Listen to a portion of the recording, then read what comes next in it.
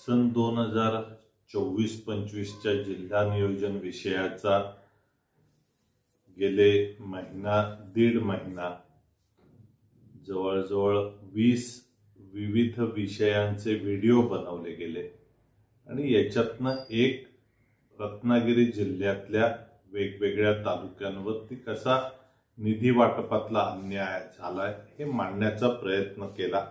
आता या सर्व एकत्रित बाबीचा एक शेवटचा आकडेवारीचा विषय सर्वांपर्यंत सांगावा म्हणून हा व्हिडिओ आहे। रत्नागिरी जिल्ह्याचा एकूण 360 कोटी रुपयाचा जिल्हा नियोजन मंडळाचा 2024-25चा आराखडा होता। यामध्ये एकूण 32 विभाग आणि 87 उपविभागामध्ये खर्च केला गेला।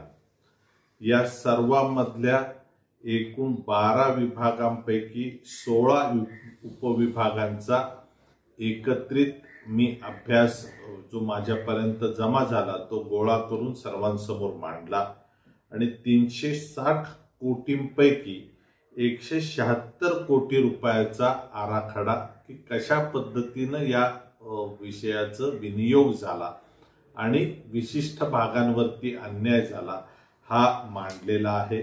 याकरता या पद्धतीचा वाढलेला हा अनुशेष आहे आणि हा अनुशेष दूर करण्याकरता वरिष्ठ पातळीवरने याची चौकशी झाली पाहिजे आणि वरिष्ठ पातळीवरने याचं सूत्र ठरवून दिलं गेलं पाहिजे।